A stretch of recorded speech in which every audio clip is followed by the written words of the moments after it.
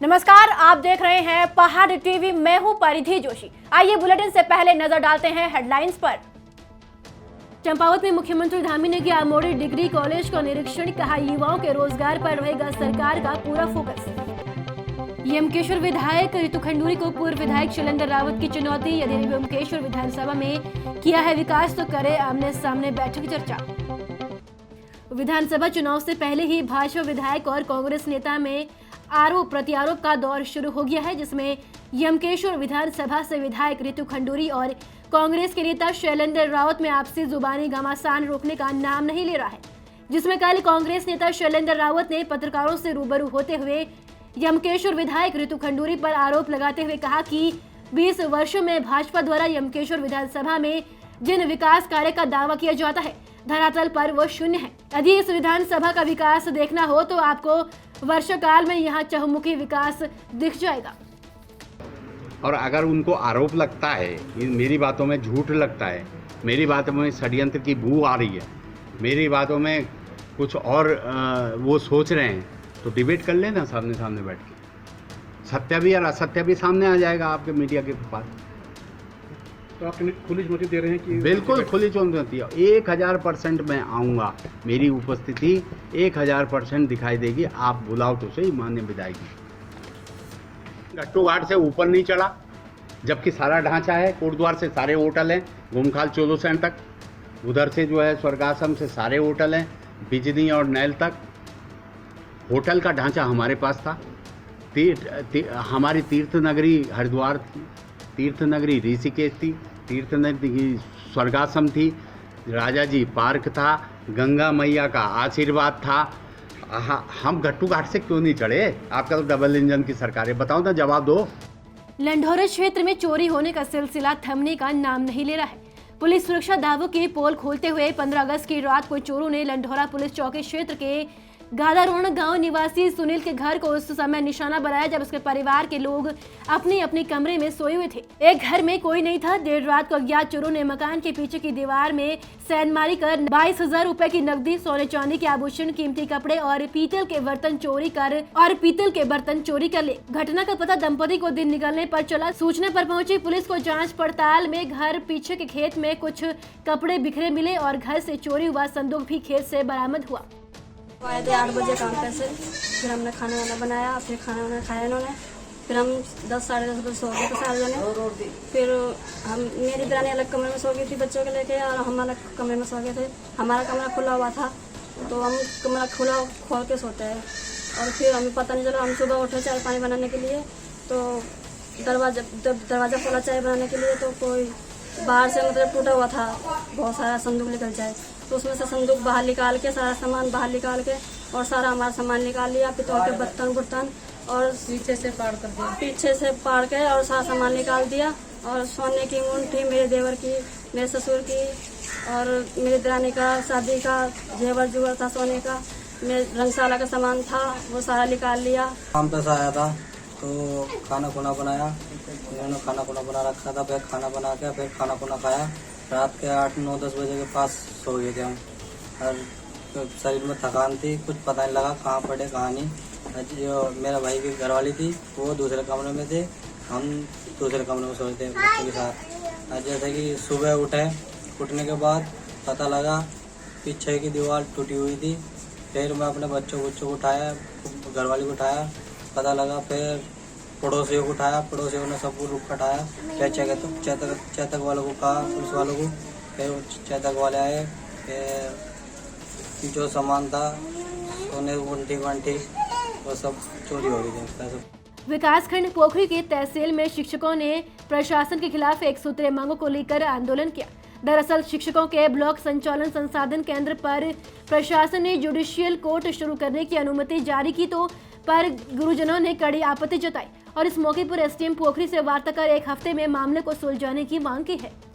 महत्वाकांक्षी योजना है कि साक्षरता प्रतिशत 100% करते हुए सभी छात्रों को क्वालिटी एजुकेशन दी जाए, और इस क्वालिटी एजुकेशन को प्रोवाइड करने के लिए समग्र शिक्षा योजना करके पूरे देश के 7,202 विकास खंडों में 82 भवनों का निर्माण किया गया है। जो ये संसाधन केंद्र हैं, पोखरी विकास खंड में जो संसाधन केंद्र है उसमें 101 प्राथमिक विद्यालय, 33 जूनियर हाई स्कूल और 26 हाई स्कूल और इंटर कॉलेज के छात्र और अध्यापकों के तमाम गतिविधियों के संसाधन का ये केंद्र है। इस भवन पे केवल 2 कमरे हैं और 2 बगली है।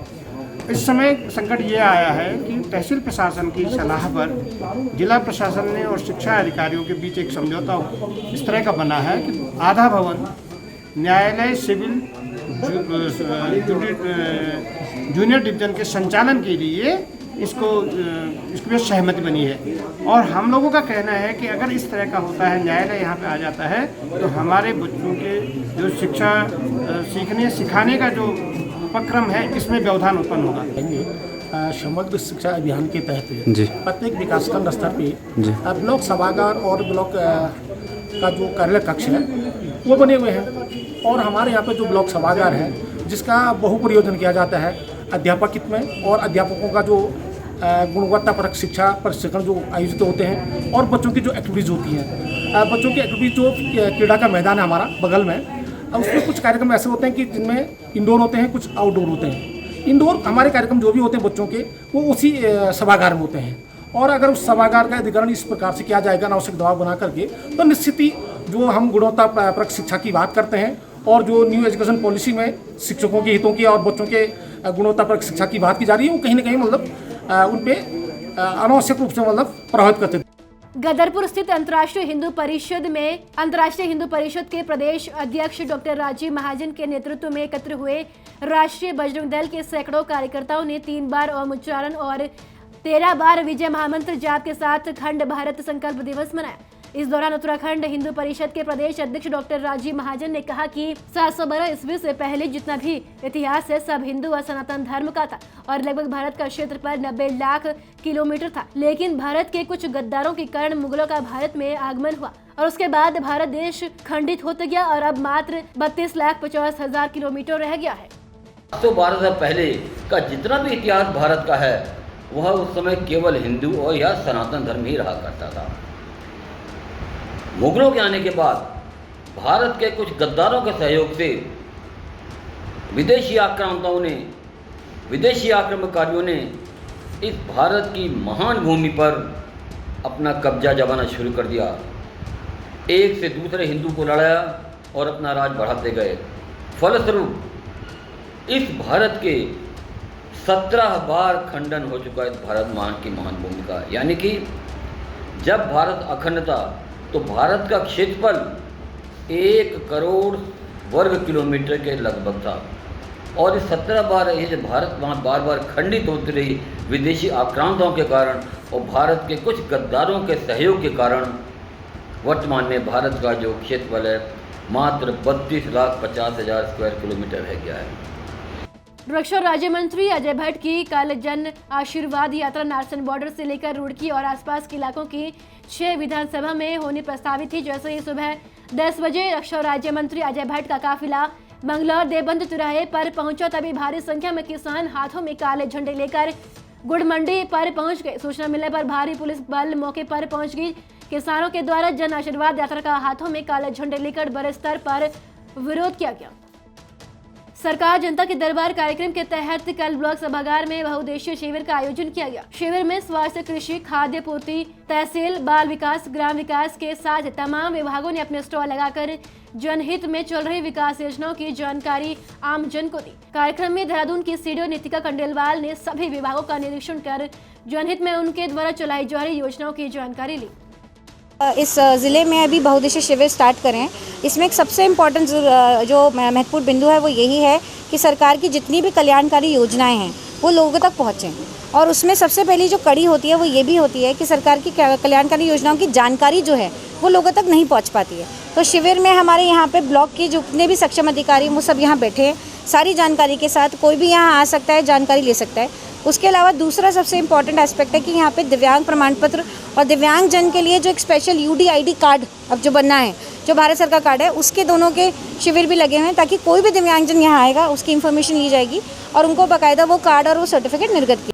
जिला सभागार कक्ष में जिला परामर्शदर्शी समिति और जिला स्तरीय पुनरीक्षण समिति की बैठक लेते हुए जिलाधिकारी मयूर दीक्षित ने कहा कि संबंधित बैंकर्स के पास स्वरोजगार अपनाने को लेकर ऋण हेतु लाभार्थियों के आवेदन समिति द्वारा भेजे गए हैं, जिन्हें त्वरित गति से निस्तारण करने के साथ ही समय से लाभार्थियों को ऋण उपलब्ध कराना सुनिश्चित करें। जिलाधिकारी ने कहा कि रोजगार के साधन सुलभ कराने हेतु बैंकर्स लंबित आवेदन पत्रों में तेजी लाए। सभी बैंकर्स चालू वित्तीय वर्ष में ऋण जमा अनुपात को बढ़ाने के लिए अत्यधिक ऋण वितरण की कार्यवाही शुरू करें, ताकि अधिक से अधिक लोगों को स्वरोजगार से जोड़ा जा सके।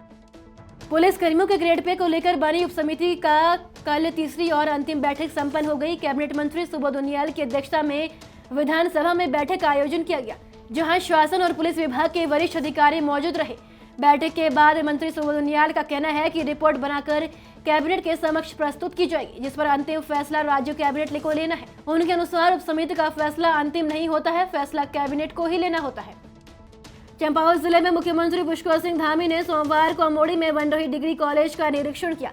मुख्यमंत्री का पारंपरिक संगीत के साथ और कॉलेज की छात्राओं द्वारा तिलक लगाकर स्वागत किया। मुख्यमंत्री धामी के साथ कैबिनेट मंत्री धन सिंह रावत और सांसद अजय टमटा भी मौजूद रहे। विधायक कैलाश गहतोड़ी, जिला अध्यक्ष दीपचंद पाठक समेत पार्टी पदाधिकारियों और कार्यकर्ताओं ने सीएम और अन्यों का स्वागत किया। तो ऊपर से हम काम कर रहे हैं, इसी प्रकार से हमने जिलों में भी कहा है। हमारे जिलाधिकारी आए नए अभी, हमने आपसे भी, आप जब जिलाधिकारी बनने के बाद मुझसे भेंट करने के लिए आए थे, तो मैंने कहा जिलाधिकारी जी एक काम करना, आप देखिए जिले के अंदर जो व्यवस्था बनी हुई है उस व्यवस्था का ठीक से अनुपालन करवाइएगा। यानी कि जो हमने प्रशासन की सबसे निचली इकाई है, हमारे पटवारी जी होते हैं, पटवारी साहब लोग बहुत होंगे यहाँ, सब हमारे साहब हैं। पटवारी साहब जो काम कर सकते हैं वो काम कानूनगो के पास या लेखपाल के पास नहीं आना चाहिए, और लेखपाल कानूनगो का जो काम है वो तहसीलदार के पास वो काम नहीं आना चाहिए, और तहसीलदार का जो काम है वो काम एसडीएम के पास, उप जिलाधिकारी के पास नहीं आना चाहिए, और जो एसडीएम के स्तर के काम है वो जिलाधिकारी के पास नहीं आने चाहिए। यानी कि एक व्यवस्था बना दी है। और जिलाधिकारी जी से भी मैं कहूंगा, उनकी पूरी टीम से भी कहूंगा, जो काम आपके स्तर पर हो सकते हैं, आपके यहां से जिसका निस्तारण हो सकता है, वो काम सचिवालय में नहीं आने चाहिए, यानी कि देहरादून तक नहीं पहुंचने चाहिए। आंगनबाड़ी केंद्रों के माध्यम से दिए जाने वाले टेक होम राशन के वितरण की नई व्यवस्था का विरोध कर रहे महिला स्वयं सहायता समूह को पूर्व मुख्यमंत्री त्रिवेंद्र सिंह रावत का समर्थन मिला है। त्रिवेंद्र सिंह रावत ने कहा कि समूह की मांग जायज है। इस संबंध में उन्होंने मुख्यमंत्री पुष्कर सिंह धामी का ध्यान आकर्षित कराया है। वहीं हरीश रावत ने त्रिवेंद्र सिंह रावत द्वारा इस मुद्दे पर विरोध किए जाने को सही बताया है। उन्होंने त्रिवेंद्र रावत की तारीफ करते हुए कहा कि त्रिवेंद्र सिंह रावत को बधाई, वो टेक होम राशन की योजना के पक्ष में आकर खड़े हुए हैं। आपको स्मरण होगा कि एक बार पहले भी बड़ी प्रभावी कोशिश हुई कि पुष्टाहार के क्षेत्र में काबिज एक बड़े नाम को हमारा पुष्टाहार दे दिया जाए। महिला आर्थिक सशक्तिकरण की दिशा में महिला स्वयं सहायता समूह की भूमिका को दृष्टिगत करते हुए हमारी सरकार ने इंदिरा भोजनालय, गर्भवती महिला पौष्टाहार, वृद्ध महिला पौष्टाहार और बाल पौष्टाहार की टेक होम राशन की स्कीम प्रारंभ की थी। इससे बहुत सारे स्वयं सहायता समूह जुड़े और उन्होंने अपनी आर्थिकी को आगे बढ़ाया। जब से हमने ये स्कीम प्रारंभ की, बहुत सारे बड़े नाम जो पौष्टाहार में व्यापार करते हैं वो हमारी इस योजना के खिलाफ कुछ न कुछ प्रयास करते रहे हैं। एक ऐसा ही प्रयास त्रिवेंद्र सिंह जी के मुख्यमंत्रित्व काल में भी हुआ, जिसको उन्होंने नकार दिया। आज फिर से प्रयास हो रहा है, जिसके जरिए पौष्टाहार के क्षेत्र के एक बड़े व्यापारी को टेक होम राशन की पूरी स्कीम एज ए होल दे दी जा रही है, और उसमें महिला स्वयं सहायता समूह की भूमिका नगण्य हो जाएगी, शून्य हो जाएगी। तर्क ये दिया जा रहा है कि बहुत कम महिला स्वयं सहायता समूह उनसे जुड़े हुए हैं। तर्क ये भी दिया जा रहा है कि उस पौष्टाहार में कुछ तत्वों की कमी है। मैं ऐसे विशेषज्ञों से कहना चाहता हूँ, पौष्टाहार जमीन से उग करके आता है, तो हमारी जमीन में जिन तत्वों की कमी है पौष्टाहार में भी कमी रह सकती है, उसको अन्य तरीके से सप्लीमेंट किया जा सकता है। और फिर कम स्वयं सहायता समूह के जुड़े होने का तर्क मेरी समझ में नहीं आता। एक कदम है महिलाओं के आर्थिक सशक्तिकरण की दिशा में, एक दिया ही काफ़ी होता है राह दिखाने के लिए।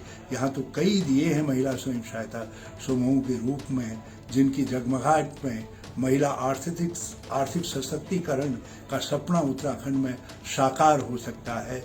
लेकिन कुछ लोग उस सपने को देखने से पहले, ज्वाज्वल्यमान होने से पहले ही समाप्त कर देना चाहते हैं, बुझा देना चाहते हैं। मैं त्रिवेंद्र सिंह जी को बधाई देना चाहता हूं कि वो TSR टेक होम राशन की स्कीम के पक्ष में आए और उन्होंने आवाज बुलंद की। उत्तराखंड की बड़ी खबरों में फिलहाल इतना ही। बाकी अपडेट के लिए हमारे साथ बने रहिए और देखते रहिए पहाड़ टीवी।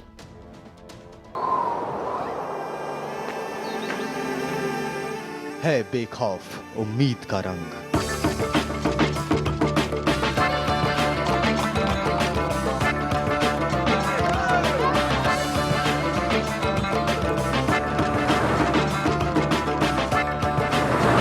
है आस्था भी।